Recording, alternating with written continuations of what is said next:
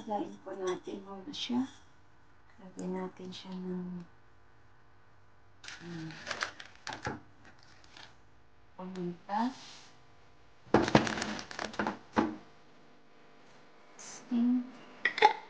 At ating lada. Para matanggal yung ano.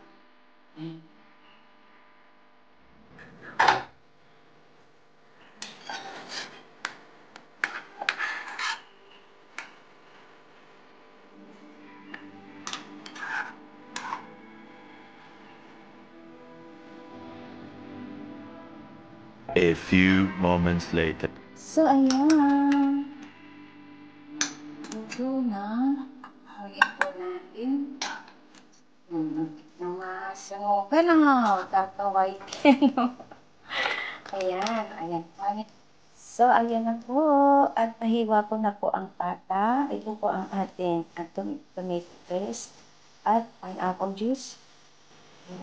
Reason at andito po ipang-isa natin ay butter. So, yan na. Nahiwa ko na at start po tayo sa ating pagkain. So, natin ang butter sa ating init kawali.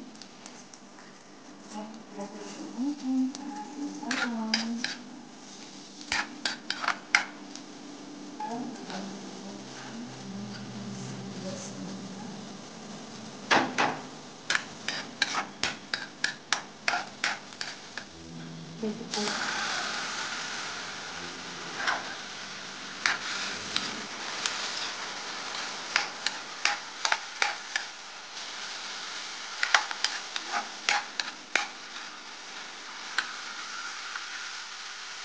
So, ilagay ko na po yung ating baboy. Oops.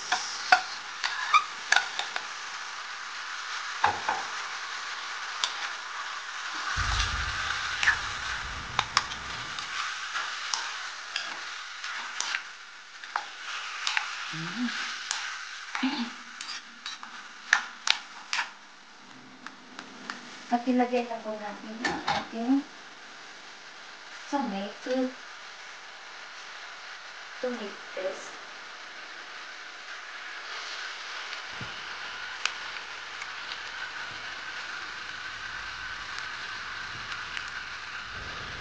Ang bango.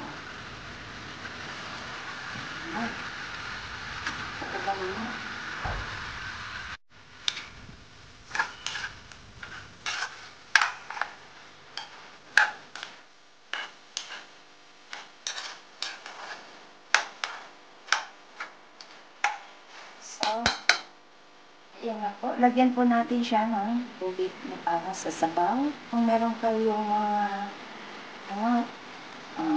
sabaw dyan ng pinaglaga, pwede rin. Lagyan po natin.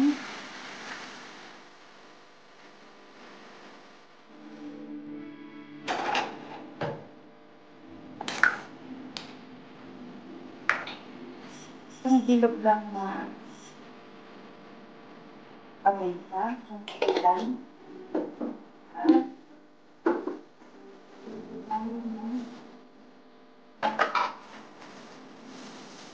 tawel.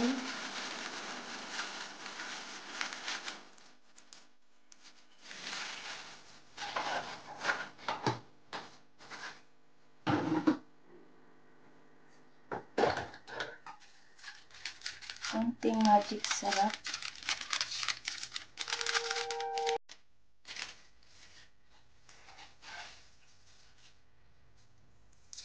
At salt.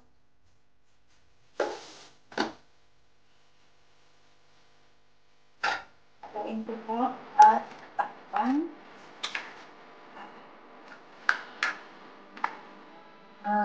Lagyan ko na lang po siya ng nor cubes. Yan, ilagay po natin ang nor cubes.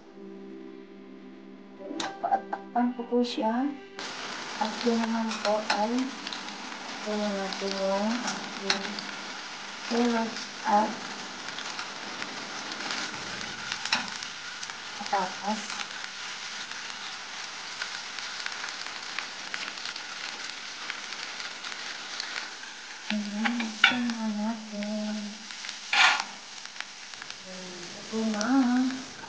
So, ayan. Lagay na po natin dito.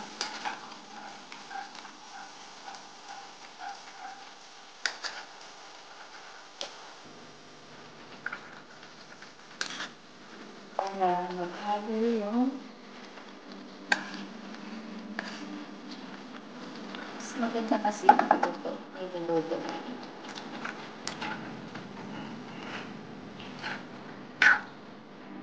Oh, sarap. Diba?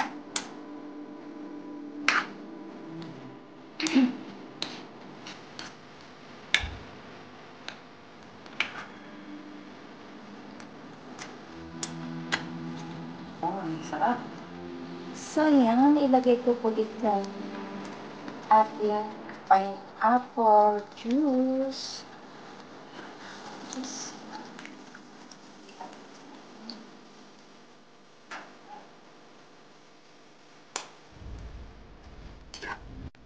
Iubos ko na lang po iubos ko ang ating isang panatang apples. Sarap. Ayan, ako po ay dagdagan ko po siya ng sugar para medyo tatas-tas.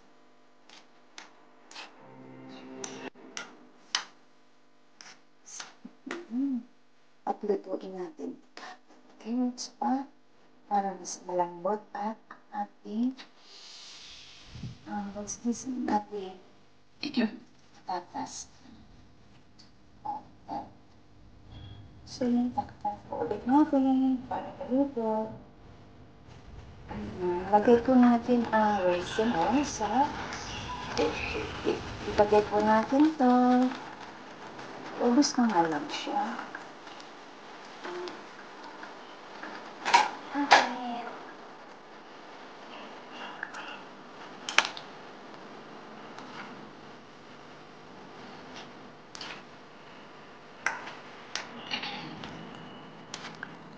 Siguro mga siya. A few minutes pa siya bago natin hawain.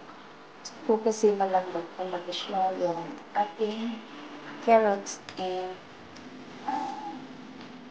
patatas. At tumaba ang kanyang soup. Sarap. Takpan po natin. Ilinis siya. Ilinis. At luto na talaga ang ating mga sangkap. Wow. Medyo nag-ano na yung sabay. So, ilagay ko na po ang pepper. Kasi mahal ang ating mga gulay. Mahal at sarap.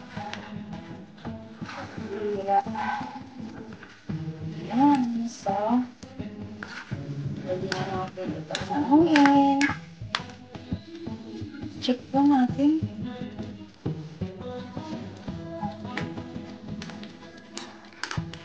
Sarap.